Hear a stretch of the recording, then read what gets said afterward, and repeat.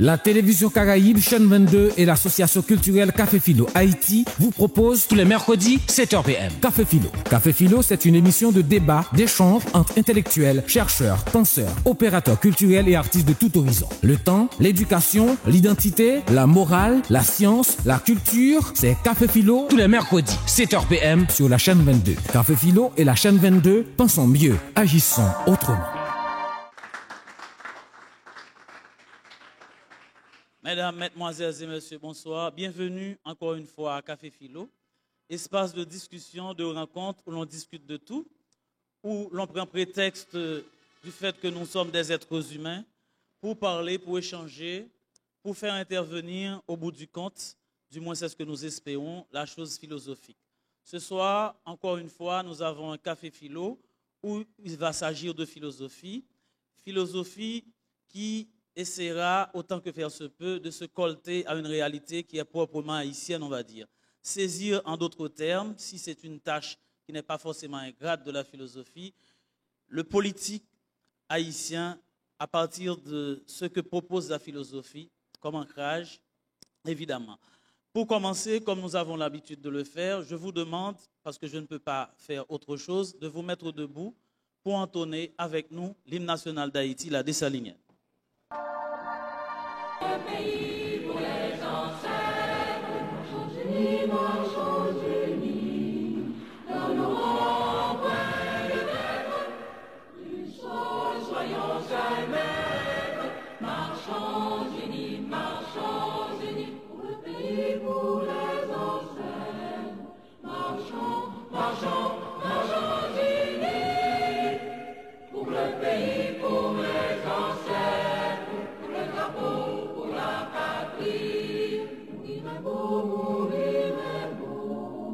Notre passé nous crie, ayez la baguette, mourir est beau, pour le drapeau, pour la patrie, mourir est beau, pour le drapeau, pour la patrie. À présent, puisque nous venons de donner le signal du café avec le salut du drapeau, permettez que je vous invite à auditionner la chanson fétiche de Café Philo, Hasta Siempre de Julio César Barbosa. Merci d'écouter, je vous reviens.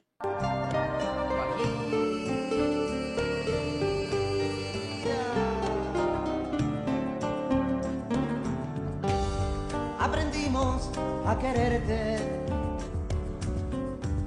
desde la histórica altura, donde el sol de tu bravura le puso cerco a la muerte. Aquí se queda la clara, la entrañable transparencia de tu querida presencia, comandante Che Guevara.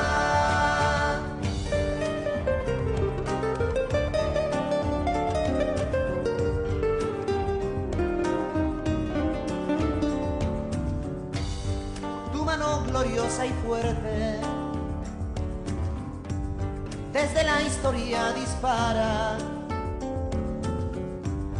cuando todo Santa Clara se despierta para verte. Aquí se queda la clara,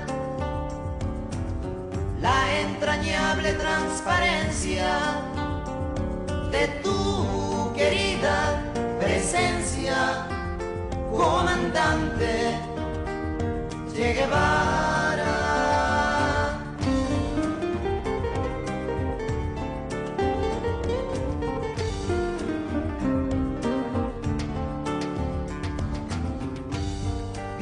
Quemando la brisa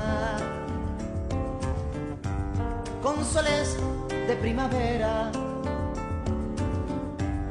para plantar la bandera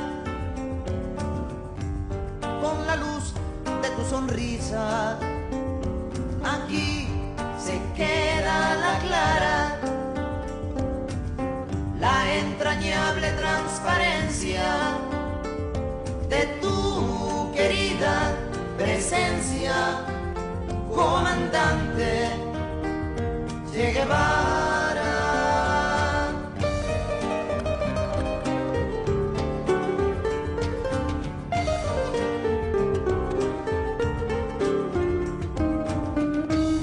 Tu amor revolucionario que conduce a nueva empresa, donde espera la firmeza de tu brazo libertario. Aquí se queda la clara, la entrañable transparencia de tu querida presencia, comandante Che Guevara.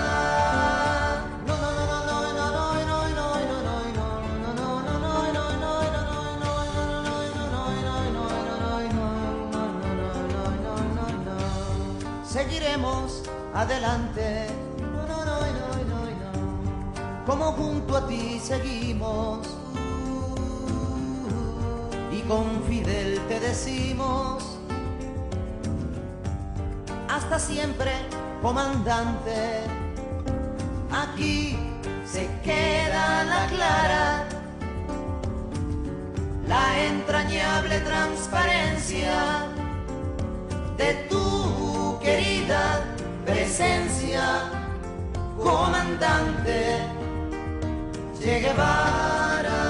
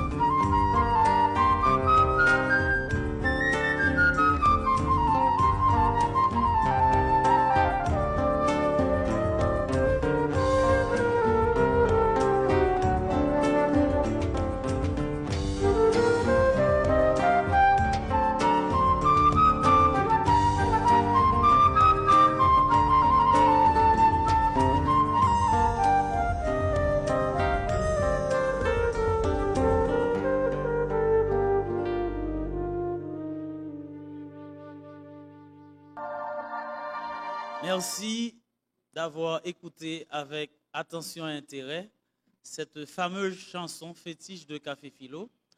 Nous en venons maintenant au documentaire. Nous faisons donc précisément place à l'audiovisuel.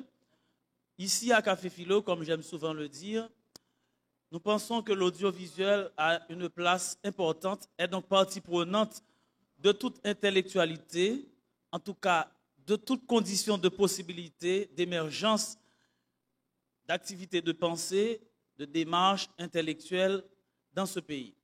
Dans ce contexte, je vous invite à visionner un court extrait d'une interview que Adi Jean Gardi a accordée au magazine Le Point, que dit Kanim Wendell Théodore, sur la télévision Métropole.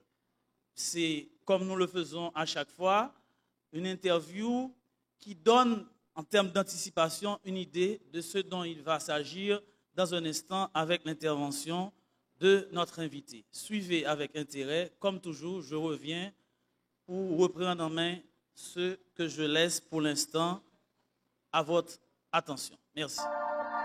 Comme vous pouvez le constater légitimement, l'audiovisuel anticipe et donc par conséquent donne prise sur l'intervention, en tout cas le thème de la communication qui nous réunit ce soir.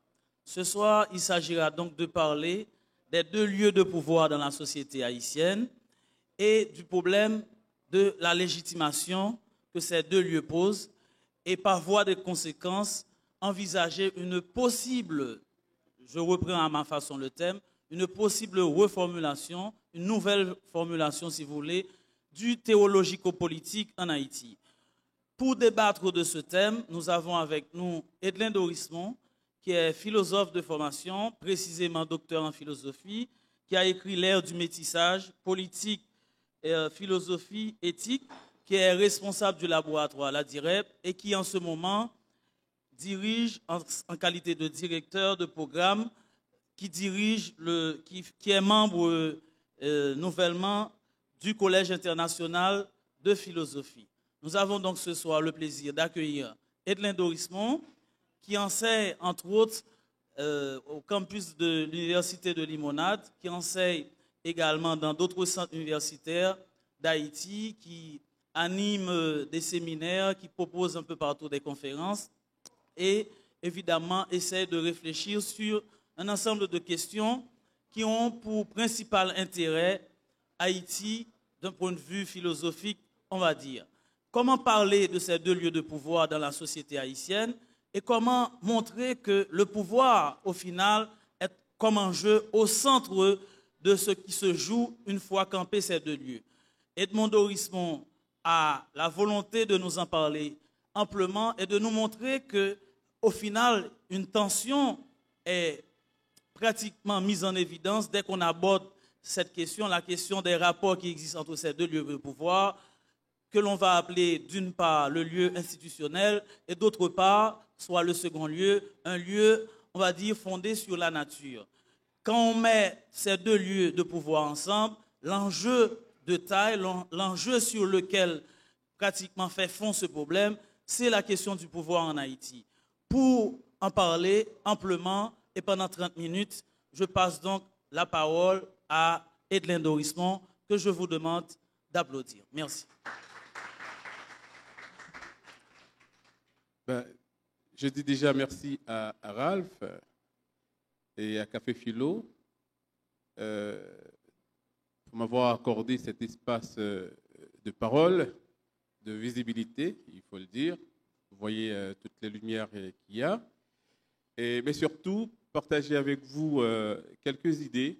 J'ai dit toujours des idées en chantier concernant Haïti, mais saisies par la philosophie.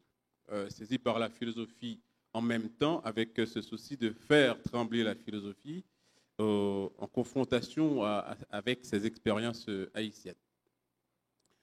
Alors, ce que je vais essayer de vous exposer, c'est un travail en cours qui est difficile, on pourrait dire, à exposer de façon automatique. Parce que, on le sait, la philosophie n'a pas encore entièrement droit de citer en Haïti. Faites quelques-uns avec moi ou parmi nous tentent de le faire, mais ce n'est pas un travail facile. Tout ça, c'est pour vous dire que je suis bien obligé de vous faire une lecture de ce que j'ai préparé. Bon, ça pourra se révéler un peu ardu, mais je pense que le pari est important. Question justement que je sois clair dans mes propos, mais aussi question que vous soyez plus ou moins récompensé de votre attention.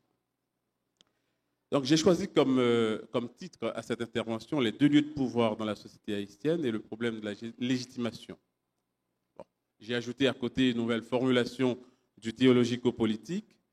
C'est une façon de dire que, implicitement, qu'en Haïti, si toutefois il viendra le temps de nous poser la question de la relation du politique et du religieux en Haïti, à mon sens, cette question ne se posera plus comme cela s'est passé dans la tradition européenne en termes du théologico-politique, mais ce sera plutôt en termes du magico-politique.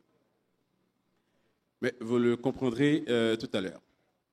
Quotidiennement, des voix se lèvent pour s'indigner face à la situation délétère qui taraude la société haïtienne et menace sa stabilité. De part et d'autre, on dénonce les pratiques de corruption qui sont devenues des pratiques ordinaires des Haïtiens. Face à ces pratiques se développent des réactions flegmatiques qui témoignent de la complaisance généralisée des responsables de l'État. Être voleur en Haïti actuellement signifie être capable de tirer son épingle du jeu.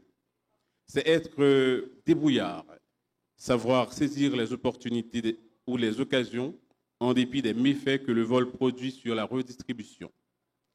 La situation devient tellement critique qu'aucune figure emblématique, qu'aucune institution publique ou privée n'a assez de respectabilité pour proposer un ordre d'assainissement du système de corruption qui prévaut dans la société haïtienne. Personne dans la société n'est en mesure de dénoncer les actes de corruption, puisque tous les acteurs, d'une manière ou d'une autre, semblent impliqués dans quelques affaires. On pourrait soutenir la thèse qu'une société fondamentalement portée par le culte de l'égalité, ici je cite la thèse magistrale du professeur Alix René, collègue et ami. Donc, je disais, on pourrait soutenir la thèse qu'une société fondamentalement portée par le culte de l'égalité ne porte pas seulement l'égalité au rang du principe primordial de l'action sociale et politique.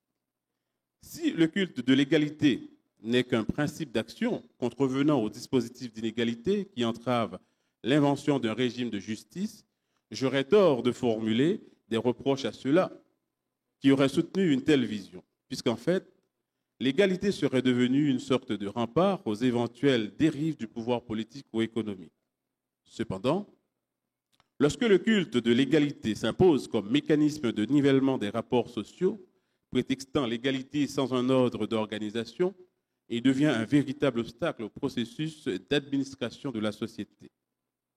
Puisque tout monde c'est monde, toute est habilité à occuper toutes les places disponibles en dépit des préalables intellectuels, académiques ou professionnels. L'ordre moral et symbolique se trouve ruiné, faute de garant, auquel on refuse et qui se refuse obéissance ou respect du fait d'une égale condition de tout le monde dans la sphère sociale.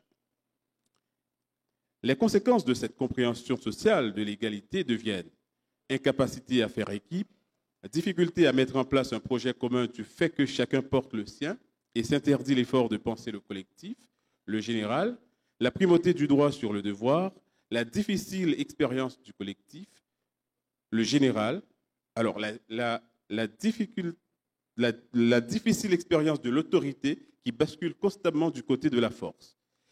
L'idée d'égalité devient condition d'une dynamique de conflictualité de chacun contre chacun, de chacun contre tous, en maintenant un ordre de valence sans contenu normatif qui se négocie à chaque occasion.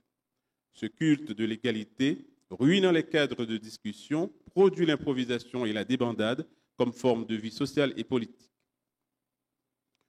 J'aurais pu prendre cette entrée pour proposer une compréhension de la dynamique sociopolitique de la société haïtienne, tout en renchérissant une représentation de l'égalité à l'œuvre dans la société haïtienne, tout en renchérissant qu'une représentation de l'égalité à l'œuvre dans la société haïtienne interdit la mise en place d'un ordre de gestion du fait qu'elle conduit à un individualisme béat et fait écran à tout ordre de généralité et de communauté, toute forme d'expérience du commun. Évidemment, j'aurais ajouté quelques arguments supplémentaires pour complexifier mon propos et le rendre plus cohérent en faisant remarquer que cette corruption a partie liée à ce culte de l'égalité s'emparant du bien commun du fait même de l'égal accès ou de l'égale jouissance des Haïtiens à ce commun. J'aborde plutôt le phénomène du dysfonctionnement des institutions publiques haïtiennes par un autre biais qui surprendra peut-être, mais qui justifiera mieux les formes de blocage observées dans l'administration publique haïtienne précisément. Il s'agit du magico-religieux auquel j'avais consacré ici quelques éléments de réflexion en considérant que le pouvoir prend vraisemblablement dans la société haïtienne racine dans une conception de la nature comme champ de force, comme puissance à laquelle on a un égal accès. Dans un contexte d'inimitié fondamentale, cette compréhension du pouvoir dans les termes de la puissance ou de la force génère une dynamique sociale et politique de conflit, de répression et de mise à mort.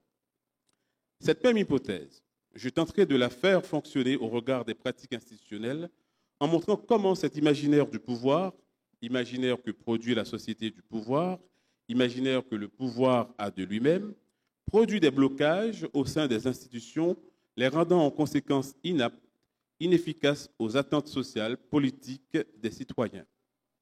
Cette idée, une fois exposée et ses implications explicitées, Je présenterai de manière plus générale et abstraite la considération selon laquelle la société haïtienne cohabite, dans la société haïtienne, plutôt, la société haïtienne cohabite deux visions du pouvoir qui se complètent, même si une prédominance semble être accordée à l'une sur l'autre.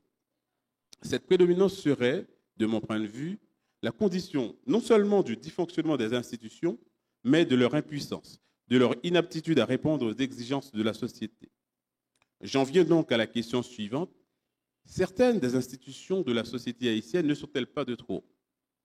L'enjeu de cette question est de suggérer que l'institution fondamentale de la société haïtienne semble se passer très bien des institutions mises en place par la modernité occidentale, dont Haïti témoigne le versant altérisant, altérant. Ces institutions, qui sont devenues institutions de doublure, sont confrontées à des luttes déployées par une dynamique souterraine de déstructuration du temps de tout ordre soutenue par la rationalité moderne. Par la rationalité moderne de l'autofondation souveraine, de la sécularisation critique. Une dynamique souterraine, obscure, ténébreuse, secrète, impulsive, peu soucieuse du général et revancharde, s'impose comme alternative au projet de la modernisation de la société. M'arrêter à ce premier constat encourt le grand risque de subir le jugement sévère des partisans du local, de l'indigène, des arts de la résistance que met en œuvre la société, toujours habitée par la hantise d'une modernité prédatrice, réifiante, raciste. En réalité, une tension structure les institutions haïtiennes. Cette tension est l'expression de la vieille confrontation entre un ordre d'exploitation et un ordre de libération qui s'est élaboré dans les interstices du pouvoir officiel. L'apport nouveau de mon intervention est de faire remarquer que l'élan général de la société haïtienne, bien qu'en retrait, prend racine non dans les héritages de la modernité, mais dans les ressources de résistance. La seule institution possible dans la société est celle de mettre en déroute toutes les institutions de la modernité occidentale. L'expérience de la fondation du pouvoir permet d'illustrer cette thèse en apparence péremptoire. Je note en même temps que cette thèse ne porte ni nostalgisme à l'égard d'une modernité paradoxale, ni romantisme fascinant à l'égard d'une dynamique de résistance qui devient du même coup production de souffrance et de mal-être. Ni modernité esclavagiste, ni résistance toutiviste, mais invention d'un ordre de dignité et de réalisation de soi par une recanalisation des vitalités disponibles dans la société haïtienne. Donc, là, je vais vous raconter 4 récits, justement à partir desquels je vais illustrer justement cette idée qu'il y aurait une tension au sein des institutions haïtiennes et liée à la confrontation de ces deux types de pouvoir. Le premier récit. J'ai rencontré un conducteur de bus de l'une des entreprises de transport effectuant le trajet Cap-Port-au-Prince. Il raconte comment il a été victime d'un sort pour s'être comporté au travail, pour s'être bien comporté au travail en entretenant le bus qui était à sa charge. Au cours du récit, il a attiré l'attention sur l'état sale des bus et précise que si quelqu'un oserait remonter ce constat, le constat que les bus sont toujours sales, aux responsables de la compagnie, il risquait de connaître des représailles mortelles de l'employé chargé de nettoyer et de laver les bus. Conscient de cette situation potentiellement mortifère, on se tait, on fait semblant de ne rien remarquer. Deuxième récit. C'est l'histoire d'un colonel qui a été muté pour avoir entretenu des relations avec la femme d'un chef macoute. Ce colonel a connu aussi une relation d'amitié depuis quelque temps avec un cireur de bottes, avec un chien. À force de se rencontrer, ils sont devenus amis et prennent parfois ensemble le café. Un jour, le cireur de bottes constate le tourment du colonel à qui il a demandé ce qui ne lui allait pas.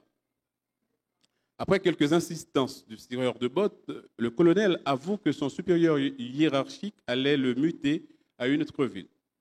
D'un ton sec, le cireur de bottes lui demande s'il veut rester à son poste dans la ville habituelle.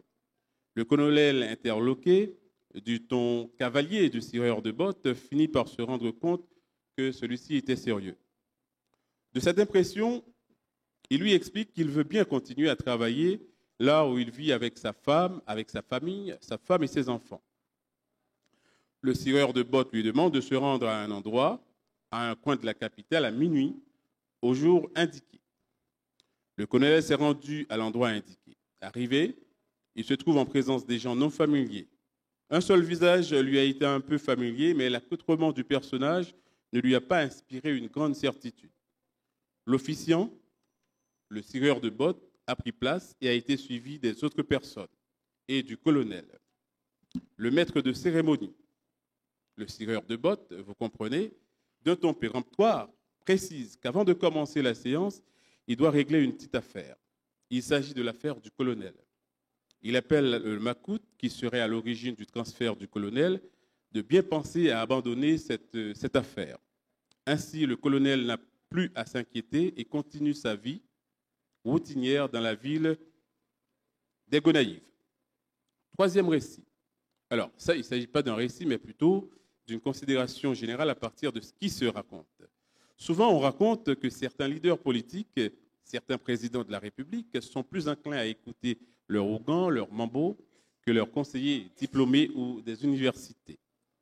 Quatrième récit, c'est l'histoire d'un fonctionnaire qui aurait pu être un juge, un policier, un directeur de service, un directeur général ou un ministre, appartenant à une société secrète. Dans cette société, il occupe un rang inférieur dans l'ordre hiérarchique, alors qu'un de ses employés subalternes y occupe la fonction d'empereur, de vénérable ou chef, je ne sais pas. Le jour, dans le temps ordinaire des activités profanes, dans son bureau, il est responsable, il représente l'autorité de l'État. La nuit ou ailleurs, il revêt son rang inférieur au sein de la société. Double temporalité, double spatialité marquent la vie des institutions haïtiennes. Il est difficile de mettre à jour leur mode de relation. Ces deux temporalités, ces deux spatialités sont-elles parallèles? Se chevauchent-elles? Sont-elles imbriquées l'une à l'autre? J'aurais pu multiplier à l'infini les récits renfermant la teneur magico-religieuse mettant en scène l'ambivalence des pratiques au sein des institutions. Les uns seraient plus cocasses que d'autres. Mais tous tourneraient autour des questions de la peur, de la confiscation des lieux de pouvoir par des individus subalternes contrevenant aux prises de décision, de l'interférence des jeux de pouvoir, des lieux de pouvoir et des temps de pouvoir. Si chacun des récits présente un aspect de la circulation d'une forme de pouvoir dans les mailles des institutions, disons, des institutions formelles, annulant peu à peu la forme souveraine du pouvoir politique, tous les récits renvoient au problème de la véritable fondation du pouvoir et sa pertinence à faire tenir les institutions, à maintenir un ordre de généralité promouvant la pluralité. Les informations ont été recueillies de manière spontanée lors des rencontres diverses. Elles n'ont pas été collationnées dans la perspective d'une recherche donnée, même si je suis fortement marqué par le souci de compréhension de la dynamique anthropologique qui sous-tend les pratiques culturelles, sociales haïtiennes. Donc, ces récits ont pris sens dans une perspective anthropologique plus large d'interprétation de certaines pratiques culturelles, symboliques de la société haïtienne que j'entreprends dans mes travaux théoriques. Dans le premier récit, je constate que la peur de se faire tuer par des maléfices porte les employés à se taire sur un état de fait constaté par plus d'un. Les bus plutôt sont sales, pourtant celui qui a la charge de les nettoyer ne fait pas son travail. Tous les employés se sentent menacés. Pour eux, puisqu'ils supposent que toute observation risque de conduire l'employé en contravention à des réactions mortelles, ils se taisent. Tous préjugent que cet employé a des accointances avec des forces occultes qui le mettent en position de toute puissance, particulièrement celle de donner la mort. Face à cette force mortelle, face à cette capacité à donner la mort, l'autorité institutionnelle dont est investi le responsable de l'institution est affaiblie ou annulée. Il s'interdit toute prise de décision. Les voyageurs se plaignent, les voyageurs de la compagnie se plaignent des bus sales, protestent contre le mauvais service de la compagnie. Le pouvoir, découlant de la souveraineté politique qu'octroie le peuple, devient quelque chose de superflu, vu son impuissance et son inefficacité. Le deuxième récit montre de manière claire et saisissante l'emprise de ce pouvoir occulte qui n'est pas capable de négocier son institution dans un espace public de visibilité et de pluralité sur le pouvoir officiel. Certainement, on peut montrer que malgré ce refus de l'espace public, ce pouvoir développe quand même le dialogue ou la discussion. Mais il s'agit d'un simulacre de discussion, puisque le pouvoir du chef tranche par-delà les mésententes. Autour des quatre murs, avec la complicité de la nuit, l'institution publique subit la force imparable de quelqu'un qui n'a que faire de l'institution de l'État. Un seul individu investi d'un pouvoir dont la fondation s'établit dans la nuit des forces obscures s'arroge le droit d'annuler la décision du pouvoir souverain du peuple manifestée dans les règles de l'institution. Dans ce contexte, évidemment, on peut supposer qu'il s'agisse d'un arbitraire qui défait un autre arbitraire. Par-delà cette tension entre deux régimes d'arbitraire, ce qui est à prendre en compte, c'est la désinvolture avec laquelle une décision administrative aurait été mise à l'écart par quelqu'un qui n'a aucun rapport apparent avec l'administration. Cela montre que les institutions ne sont pas seulement traversées par une puissance qui la met en déroute en déjouant sa décision, mais suggère qu'elles sont moins efficaces que cette puissance. On en vient ainsi à l'institution d'un ordre hiérarchique entre ces deux ordres de pouvoir. En matière de philosophie du droit, précisément concernant la hiérarchie du droit, le droit le plus important dans l'ordre juridique l'emporte sur le moins important. Cette importance peut prendre la forme de la généralité, la force du nombre de citoyens le supportant ou l'imaginaire qui le nourrit et le maintient. Ici, l'importance du pouvoir ou de la puissance des sociétés secrètes ou la puissance magico-religieuse sur le pouvoir politique souverain tient de ce que j'ai mentionné ci-dessus. Un élan individualiste semble porter les citoyens à contourner les pratiques institutionnelles en vue de leur intérêt personnel ou de groupe. Pour ce faire, le recours à la puissance comme forme de retour du naturel au sein du symbolique social devient le meilleur atout. Dès lors, le corps social, le corps politique habite une dynamique conflictuelle, ouverte ou non, où la politique devient un jeu de tous les coups et les règles de jeu sont brouillées dans plusieurs registres. La dynamique sociopolitique haïtienne devient alors un jeu de tout petits vices, jeu de tous les petits vices, en dernier lieu, jeu de tous les vices, jeu de vices qui traduit que les règles sont constamment usurpées au profit de certains des acteurs qui ont la capacité intellectuelle, magique, symbolique de brouiller les cartes. Toutefois, la question la plus importante qui s'impose à ce niveau de la réflexion concerne la fondation, la justification du pouvoir en Haïti. En guise de réponse, j'émets quelques propositions sommaires. Tous les récits que j'ai présentés portent en arrière-fond deux sens du pouvoir, deux lieux du pouvoir. Un lieu qui correspond à une reprise du style de résistance que fut le marronnage, qui cherche constamment à mettre hors jeu le procès de l'État haïtien, à moderniser la société. Cette thèse qui semble être une réactualisation de la thèse de Gérard Barthélemy, que nombre de sociologues et anthropologues haïtiens ou étrangers ont repris, doit être explicitée. Elle s'établit, la thèse, sur un parti pris selon lequel la société haïtienne porte une tendance à contrevenir à la modernisation. Constamment, selon cette thèse, la société haïtienne élabore des stratégies d'évitement qui mettent le procès de modernisation en déroute, tout en maintenant la société dans une dynamique archaïsante. Elle présuppose en réalité l'idée que, sous fond de dualité, une force modernisante est entravée par une force sauvage, retorse. Implicitement, on revient au même dualisme barthélémien qui consiste à dire que le pays se divise en deux groupes socioculturels et historiques, créoles et bossales, que les bossales ne font qu'entraver la dynamique de civilisation que cherchent à instituer les créoles. Je suis très loin plutôt de cette thèse, même lorsque je fais référence à deux lieux de pouvoir. Cependant, Ces deux lieux de pouvoir ne correspondent à aucun groupe ou catégorie sociale et n'occupent aucun territoire géographique particulier. Ces deux forces traduisent deux modalités d'instituer de la société haïtienne qui s'entrechoquent faute d'une prise en charge conceptuelle qui aurait permis leur conciliation. Contrairement à la thèse de Barthélemy, on ne trouve pas un espace d'inscription du pouvoir informel et du pouvoir formel, du pouvoir du peuple porté par le choix souverain et le pouvoir du chef porté par l'héritage ou l'acquisition ou la transmission d'un don, d'une puissance dont l'origine abyssale indique son obscurité, sa capacité à produire la peur ou la fascination. Les deux pouvoirs se croisent dans la même institution. Produire des citoyens de seconde zone, s'interdire de faire advenir une idée générale de la citoyenneté haïtienne. Ils visent chacun par des voies différentes le même objectif, renforcer l'obéissance des citoyens et diminuer le pouvoir de nuisance ou de contestation de l'opposition.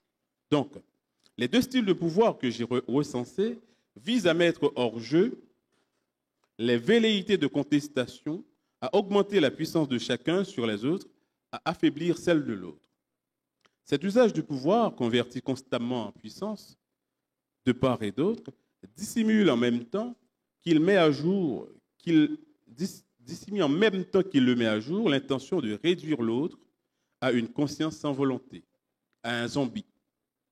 Mais ce à quoi conduit cette compréhension consiste à surprendre dans cet usage et cette alliance des deux pouvoirs que celui-ci n'a pas le peuple comme fondement. Les pratiques démocratiques définies par la participation du peuple à l'institution des conditions d'expérience de la démocratie prennent les modalités des formes de dérision dont témoignent les élections régulièrement truquées, l'absence des modalités d'intégration de l'administration publique. Si le peuple choisit en apparence ses représentants, il ne devient pas, de fait, l'instance de la souveraineté. Le fondement du pouvoir effectif se trouve ailleurs. Tous les acteurs politiques de la société haïtienne s'entendent sur l'idée que la durée du pouvoir, sa gestion, se justifie par d'autres voies que la voie des élections, elle-même déjà prise dans les mailles du magico-religieux. Combien de sacrifices d'animaux auxquels on assiste au cours des élections entrepris pour le compte des candidats. L'aval des forces secrètes, leur garantie se révèle indispensable, incontournable pour s'assurer de la victoire et de la durée du mandat. Le peuple, l'ensemble des citoyens électeurs, ne fait que jouer une scène déjà réalisée dans les lacous des grands techniciens de l'occulte. Cette conviction qu'on ne saurait détenir le pouvoir laïque du simple fait d'avoir été choisi par le peuple fait signe vers le véritable signifiant du pouvoir haïtien, qui n'est pas dans les institutions modernes, devenant de simples coquilles qui donnent forme aux dynamiques magico-religieuses. Ce pouvoir gît dans les lieux dits sacrés, habités par des puissances mythiques ou mystiques, entretenus par des personnages particuliers, sortes de porte-parole, de canaux de transmission de la force ou de la puissance nue de la nature, ou des êtres surhumains ou infrahumains. Le lieu et le temps de la souveraineté se déplacent du peuple vers une puissance ignorée.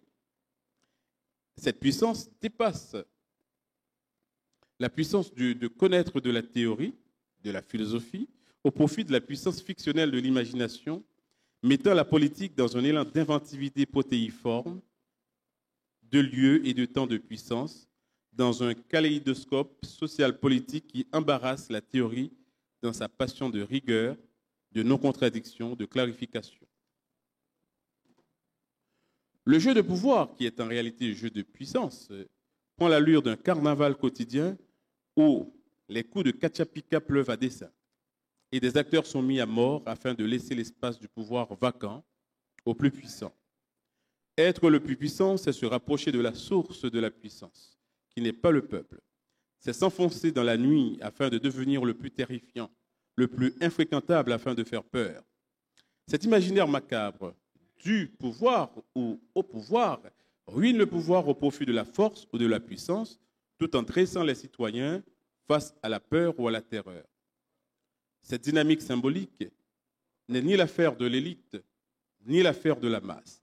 Elle est le propre d'une société qui semble constater que le pouvoir n'a jamais le peuple comme fondement, mais s'enracine dans les forces de la nature.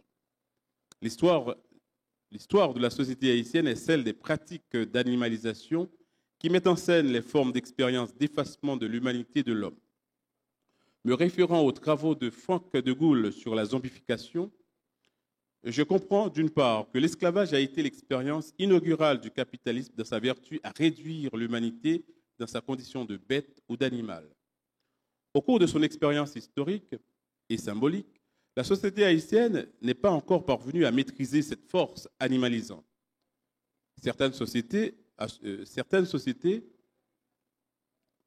ont inventé des modes de gestion de cette force de la nature, précisément par sa mise à l'écart de la société. Au contraire, elle est devenue force structurante dans le cas de la société haïtienne, déjà dans les plantations et ensuite dans le cas de la nation haïtienne, et met en jeu le sens de l'humanité, le sens de la dignité humaine, raturé par des procédés abétissants.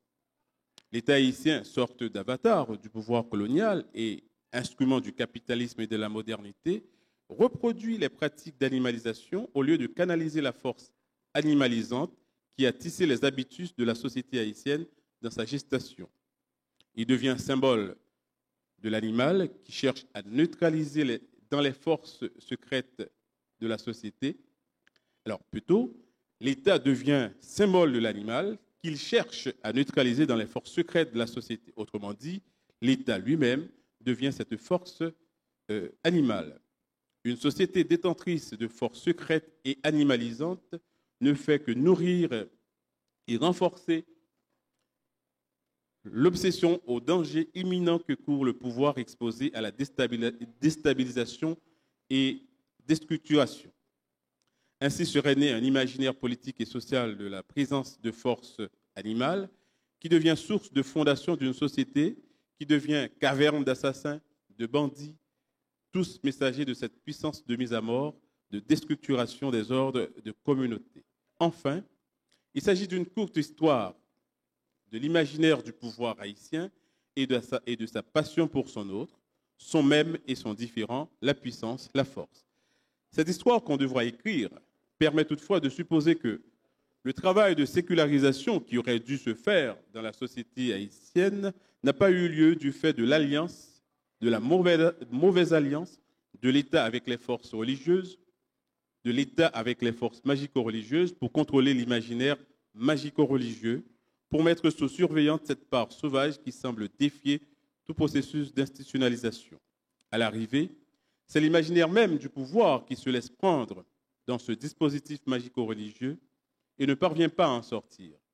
Il suscite une dynamique ambivalente grâce à laquelle on comprend que les structures de forme modernes sont mises en place pour chasser les pratiques jugées archaïques tout en se servant des armes archaïques de ces pratiques. Une boucle tragique se forme et se ferme autour de la société et de l'État, les unissant dans la passion des pratiques animalisantes. Bon, voilà, je suis bien obligé de mettre fin à l'intervention. Je pense que le débat me permettra de revenir sur certains éléments et peut-être aussi prolonger la discussion.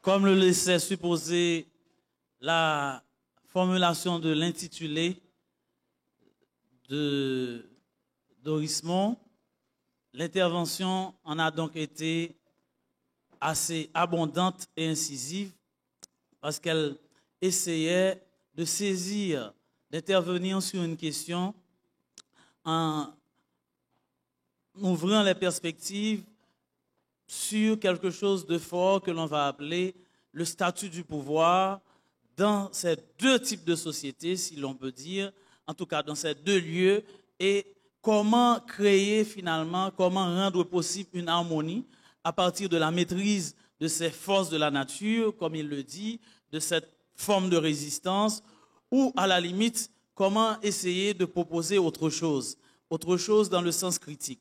Évidemment, c'est une intervention qui appelle à des questionnements, à des préoccupations. Dans quelle mesure pourrait-on dire que cet ordre ne serait pas libertaire si l'on prend en compte les récits, les nombreux récits que l'on nous a racontés dans l'historiographie haïtienne sur l'indépendance. Je prends un exemple, le fameux Bois Caïman. À ce moment-là, cet ordre fondé dans la nature ne rend-il pas plus service dans une logique libertaire dans la configuration de ce lieu de pouvoir à la société haïtienne? Évidemment, si on essaie de mettre de côté la question telle que posée par Doris Mon précisément, c'est-à-dire du point de vue institutionnel, du point de vue du rapport qui existe entre les institutions. Et là, du coup, ça me donne envie de brasser pêle-mêle énormément de chercheurs, de penseurs, comme Gustin Ville qui a fait un article formidable sur le statut du savoir à l'origine d'Haïti. Est-ce que Haïti est construit sur la base du savoir? Est-ce que l'indépendance est consubstantiellement liée à la question du savoir en Haïti? Ador Villiers, pour sa passion égalitaire, qui est, on va dire, assez anti-ranciérienne, à Gérard Barthélemy, évidemment, que vous avez cité, ou à Jean-François Souris. Dans quelle mesure ce deuxième lieu de pouvoir, qui s'inscrit dans la logique de la nature, qui est donc un lieu de pouvoir naturel, ne s'inscrit-il pas dans quelque chose que l'on va appeler, avec Jean-François Souris, moderne mais pas occidental? Évidemment, on voit bien que l'enjeu de la question, comme le montre assez clairement Spivak, pour la pertinence de la question, c'est dans quelle mesure, effectivement, les subalternes, si tant il est vrai que ce type de pouvoir, ce deuxième lieu de pouvoir, se reconnaît dans une subalternité, dans quelle mesure, à proprement parler, il peut parler et reconfigurer dans l'espace du savoir le rapport à la connaissance. Et donc, décentrer la connaissance en essayant de l'aborder d'un point de vue désormais décolonial, au point de provincialiser l'Europe. Évidemment, c'est une intervention qui en appelle à énormément de questions.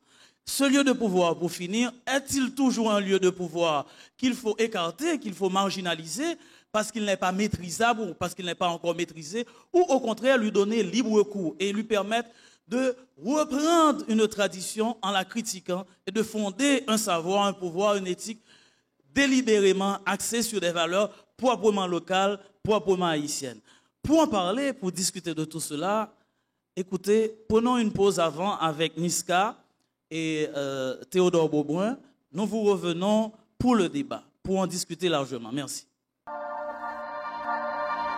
Cher public de Café Philo, chers téléspectateurs, nous en sommes à présent à la phase où l'échange est possible entre l'intervenant, l'invité et le public. Pour ce soir, nous recevons deux séries de questions. Une première série de questions avec 3 personnes et une deuxième série avec 2 personnes. Il va s'agir pour la première série de Jean-Wadimir Gustinville, Guillaume Wandi, O'Donnell Pierre-Louis. Merci de vous exécuter. Nous prenons les questions à l'instant. Je remercie Doris Mon pour son exposé, très rigoureux, qui provoque pas mal de réactions. Voilà ce que je voudrais avoir votre opinion. C'est pas, dans certains cas, c'est pas. J'ai 3 questions, ou bien on peut les considérer comme des commentaires. C'est concernant ce que tu as fait de la culture de l'égalité. La première question est la suivante. Pourquoi cette culture de l'égalité ne produit pas la culture du mérite ou bien la méritocratie, comme cela se passe ailleurs? J'aimerais avoir ton point de vue là-dessus. Deuxième question. La société animalisante, dont tu as si bien décrit, je pense que fait quelque chose de mal à l'animal. Moi, je pense que je reviens à ce que Aristote nous a dit, c'est-à-dire que cette capacité, l'art de la politique dont nous possédons, nous l'avons en commun avec un certain type d'animaux. Ça veut dire que dans l'histoire des animaux, Aristote attire notre attention, l'homme est un animal politique, il n'est pas le seul à avoir cette capacité politique, il la possède avec certains types d'animaux. Donc ça veut dire que je ne pense pas que en tant qu'être humain, nous serions beaucoup plus, je ne sais pas, intelligents ou bien plus aptes je ne trouve pas le mot, mais je pense qu'il y a un préjugé, c'est-à-dire que qui place l'homme au-dessus de la nature. Donc, je pense que je ne sais pas comment tu pourrais éviter cet écueil-là. Bon, voilà. Troisième idée que suggère ton exposé, c'est la question de la maîtrise. C'est-à-dire la question de la maîtrise, ce que tu viens de décrire ressemble à une incapacité d'instituer un ordre de maîtrise. Ce que j'appelle l'ordre de maîtrise, c'est l'ordre de souverain. Qu'est-ce que c'est qu'un souverain? C'est celui qui maîtrise les différents ordres de la société. C'est-à-dire qu'on a l'exemple de Baudin dans les 6 livres de la République. Baudin consacre la première théorie de la Constitution, ça veut dire la première Constitution moderne. Baudin consacre un chapitre à la sorcellerie. Parce que le roi ne peut pas, étant détenteur de tous les pouvoirs, aucune sphère de pouvoir ne saurait lui échapper. Donc ça veut dire que, bon, voilà, voilà je vous laisse avec cette section. Merci à la fois à Café Philo et à mon ami Edlin Dorismont. Moi, je m'intéresse à la question de la légitimation, c'est-à-dire les deux espaces, les deux sphères de pouvoir et le problème de légitimation. Moi, je dirais, est-ce que Dorismont, cher ami, tu n'es pas en train de me dire comment, si moi, O'Donnell Pierre-Louis, je suis intéressé au pouvoir, je dois m'y prendre? Parce qu'il existe des sphères de pouvoir, c'est-à-dire une sphère qui serait celle du midi, du jour, appartenant à tout ce qui renvoie à un droit positif, un droit écrit, et une sphère qui appartient au minuit, ésotérique, informelle, mais qui serait également une sphère à maîtriser si je veux avoir le pouvoir du jour. Je prends ton intervention comme une sorte de procédé par lequel quelqu'un qui s'intéresse au pouvoir doit s'y prendre. Si je me trompe, tu es là pour m'éclairer, mais je ne vois pas une question un problème de légitimation dans ma façon de l'aborder, mais je vois plutôt, au sens machiavélien, comment je peux me faire lion, comment je peux me faire renard, parce que, alors, la ruse, la force, parce que quand je ne peux pas parler comme celui qui doit nettoyer l'autobus, c'est-à-dire il y a quelqu'un qui semble être un oublié, quelqu'un qui semble être un sans-part, mais au fond, qui est détenteur d'un pouvoir. Le sirop de bord, c'est quelqu'un aussi qui est apparemment un oublié, un précaire, mais qui est un empereur. Donc, qui peut délibérer entre un grand macoute et au cadre de l'armée. Donc, ce pouvoir de délibération, si moi je suis intéressé au pouvoir, je dois être capable à la fois être détenteur de ce pouvoir de la nuit et en même temps détenteur du pouvoir du jour. La vie autour, hein, en d'autres termes, chez Machiavel. Oui, je dis merci déjà à mes deux collègues philosophes. Alors, sans crier de jaloux, ça fait toujours bien à un philosophe d'avoir l'attention d'autres philosophes. Parce qu'on a l'impression, par moments, on ne se comprend que deux. En fait, Gustinville a posé, on pourrait dire plutôt, a fait des remarques. qui mérite, à mon sens, moins de réponses proprement dites que de clarifications. La première porte sur la culture de l'égalité et qui ne produit pas de culture de mérite. Alors, ce que moi j'ai voulu souligner, ce n'est pas de mettre en question proprement dite la culture de l'égalité ou le culte de l'égalité. C'est plutôt dire comment ce culte a été pris en charge, si on peut dire ainsi, dans la société haïtienne et à quoi ça a donné lieu.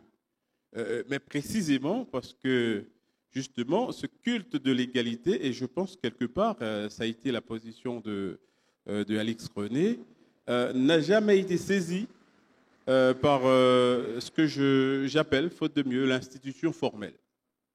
En fait, ce culte de l'égalité, je dirais, serait peut-être plus proche de cette institution informelle ou de cette institution de l'informel, circulant dans la société, saisie par les citoyens, on pourrait dire, pêle-mêle, donnant lieu à ce moment-là, non régulé par, on pourrait dire, une instance prenant en compte la communauté, le général, donc circule pêle-mêle, donnant lieu à ce que j'appelle, à ce qu'on appelle tout le monde, stemoun, et un système de revendication et d'annulation en même temps des positions qui auraient, d'une certaine manière, selon moi, servi à une meilleure régulation de cette expérience de l'égalité.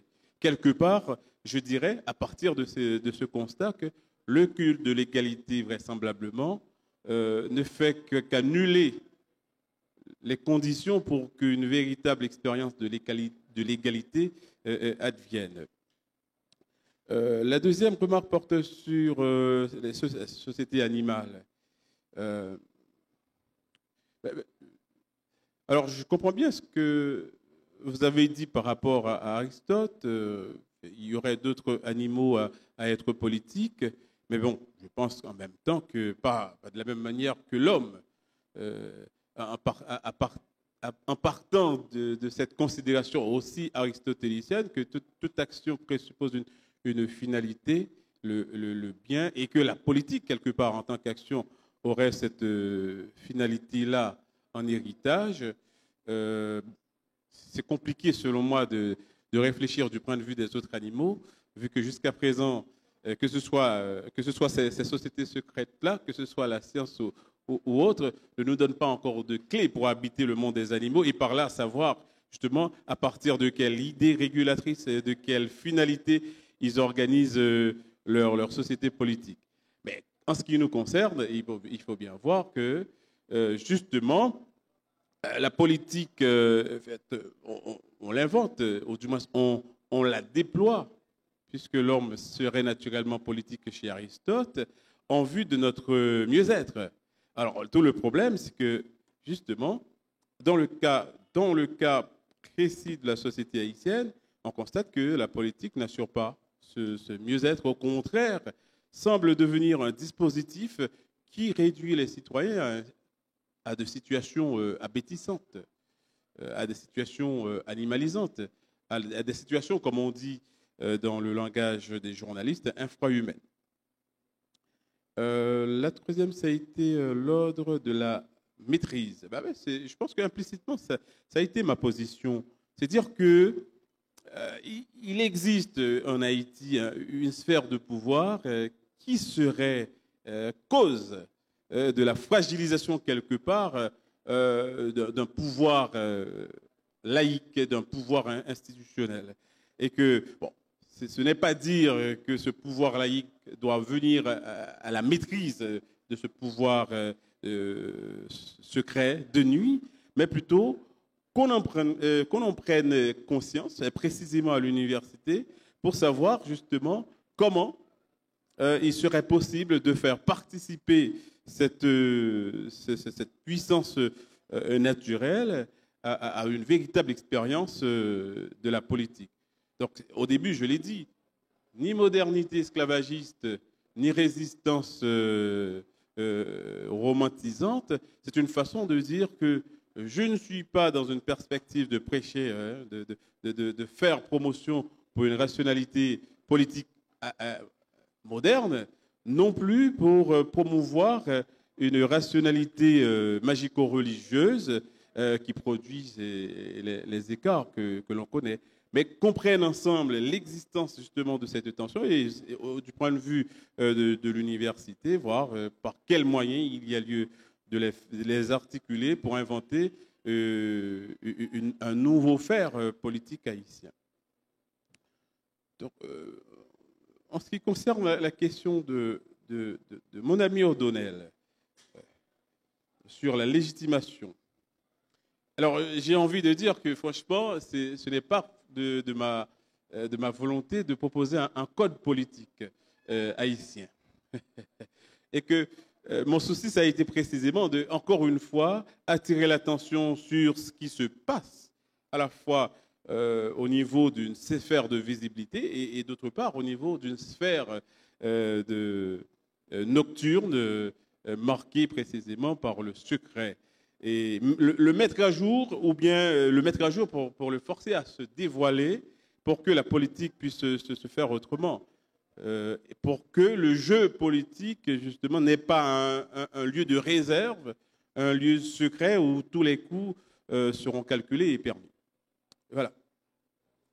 Merci. Nous passons à présent à la deuxième et dernière série de questions.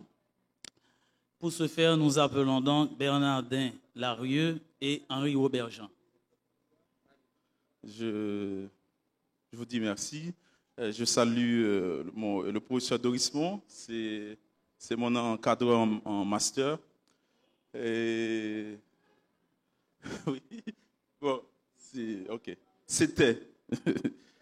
Bon, je voudrais poser une première intervention qui serait évidemment contre la première position de Edlin Dorismont sur la question la dualité créole-bossal. Moi, pour moi, la question, l'ordre, le pouvoir, l'autre pouvoir, qu'on pourrait appeler le pouvoir de l'imaginaire religieux, est lié au bossal.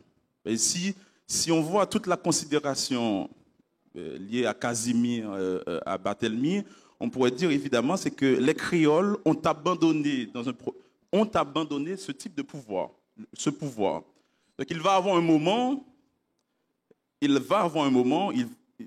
est-ce que je pourrais appeler d'une certaine récupération de ce pouvoir parce qu'ils ont abandonné le projet de 1804. Donc ce projet a été l'ordre véritablement des Boussales. D'accord, j'analyse ça ainsi. Deuxième question que je voudrais poser, c'est comment, même si Pierre-Louis O'Donnell a posé la question dans un certain sens, mais je voudrais saisir comment peut-on légitimer l'ordre surnaturel? Puisqu'en fait, selon moi, on ne peut pas maîtriser, on cherche à maîtriser. Si on cherche à maîtriser, il n'y a pas de possibilité de légitimer. Il n'y a aucune possibilité de légitimer. C'est quelque chose qu'on cherche à maîtriser. Bonsoir à tous. Bonsoir Dorismont, bonsoir Ralph. De par l'exposé qui est fait ce soir, je me demande pourquoi cette complicité maladive entre nature et culture chez l'haïtien. C'est comme s'il y aurait une certaine inclination naturelle et surnaturelle chez l'haïtien à demeurer tel qu'il est par-delà son éducation. Donc, quel est le rôle de la volonté, de la liberté et de l'intelligence dans le cheminement de l'haïtien malgré son histoire, malgré sa culture, malgré sa religion? Merci. D'abord, je commence par les questions de Bernardin. Alors, il faut dire que je n'ai pas adopté de position créole bossale, en fait. J'ai exposé... alors, je suis passé par là, justement, pour montrer que ma position n'a rien à voir au dualisme de Barthélemy. Mais à considérer que le magico-religieux serait l'affaire des bossales, bon, d'une part, je ne sais pas ce qu'on appelle bossal. Je ne sais pas où est-ce qu'on peut trouver un bossal dans la société haïtienne. D'autre part, il faut revenir toutefois à l'interview d'Hardy Jean-Gardy pour se poser la question, Duvalier est-il un bossal, un créole ou un haïtien? Et à partir de là, je pense que la question enfin, la réponse elle est claire. Il y a une dynamique, selon moi, globale dans la société haïtienne, marquée justement par le magico-religieux, qui ne concerne ni créole ni bossal, mais concerne les Haïtiens. Et cela, on n'a qu'à faire un peu de terrain pour le remarquer. Je ne sais pas si les candidats aux élections sont des créoles ou des bossales. Mais en tout cas, ce n'était pas mon intention, en tout cas, de parler de créole bossal, et ce n'est pas ma position, justement. Je suis plutôt dans une tentative de dessiner une sorte de transversale, essayant de trouver une dynamique globale de la société haïtienne. Donc, comment légitimer l'ordre surnaturel? Cela n'a pas été l'objet de mon intervention. Ce qui a été l'objet de mon intervention, c'est comment penser penser la légitimation du pouvoir en Haïti, sachant que ce pouvoir a deux têtes. On pourrait le dire en ça. Et on pourrait le dire de cette manière-là. Ce pouvoir a deux têtes, et précisément qu'il y aurait vraisemblablement une prédilection dans cette zone obscure, dans cette zone secrète, à ce moment-là, ne serait pas légitimé, justement. Un président élu pour avoir eu les travaux d'un Ougan ne se considère pas président du peuple. Au contraire, il dira justement, il a eu ces élections grâce aux travaux magiques, aux travaux mystiques de tel ou tel Ougan. Et c'est ce que j'ai voulu souligner. Quand justement il y a cette relation entre le magico-religieux et ce que j'appelle institutionnel, d'une certaine manière, et cette confusion interdit, d'une certaine façon, une certaine expérience de la politique. En fait, on n'est pas redevable aux citoyens, puisque justement, le citoyen, vraisemblablement, n'a pas participé à son élection. Ceux qui ont participé aux élections, ce sont ces puissances, ces forces magiques, non pas les citoyens. Les citoyens ont été forcés d'une certaine manière, on pourrait dire pris sous le charme, sous la force, sous la puissance de ces êtres magico-religieux. Et c'est là la question. À ce moment-là, qu'est-ce que la politique, qu'est-ce que la légitimation au niveau de la politique haïtienne? En dernier lieu, bon, je ne formulerai pas la question de la sorte, comme s'il y aurait une opposition irréductible entre nature et culture.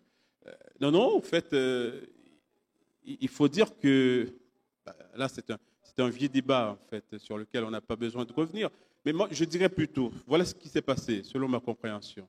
Je l'ai dit souvent de la sorte, l'expérience de l'esclavage précisément, c'est une institution paradoxale, en ce sens que toute institution, quelque part, serait faite pour colmater d'une certaine façon l'expérience potentielle de violence que la nature porte. Il s'est trouvé que l'esclavage, en tant qu'institution, est institution de la violence. En ce sens, cette institution de la violence, en instituant, laisse la brèche, ou du moins laisse, je dirais, le système social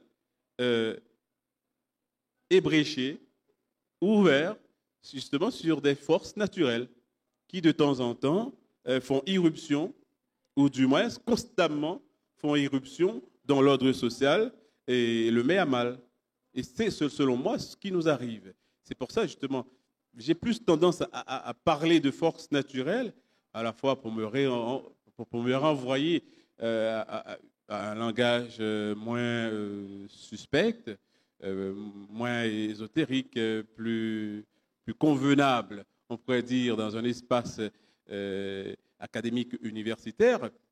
Mais c'est pour dire effectivement que la nature, parce que la société haïtienne, née de l'esclavage, n'a pas su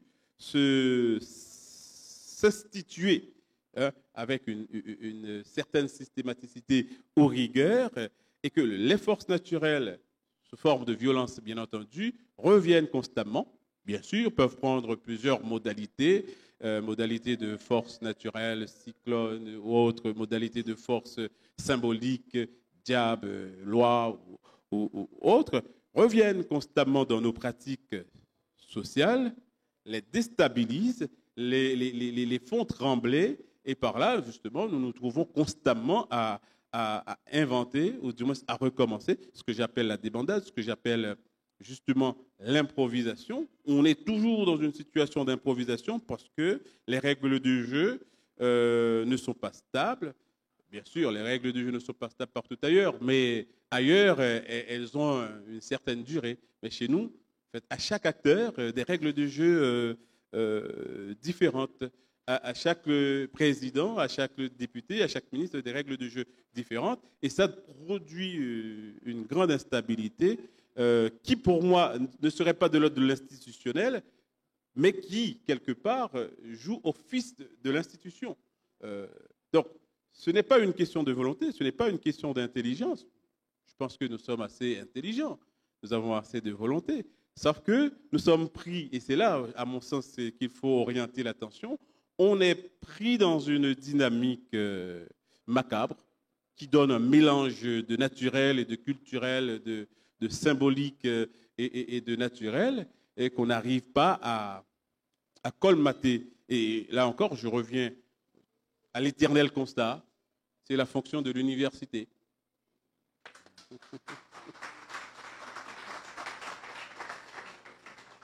Nous disons donc merci au professeur Edlin Dorismont pour cette intervention si riche qui met sur la table un ensemble de questionnements et sans doute qui appelle à examiner davantage cette perspective des deux lieux de pouvoir qui structurent la société haïtienne et comment doit-on chercher à créer, si vous voulez, à rendre possible un lien, à dépasser cette crise en créant comme alternative un lien, en maîtrisant, pour reprendre ses propres mots, la nature, de sorte que nous ayons une société de justice distributive, si l'on peut dire, une société autrement égalitaire.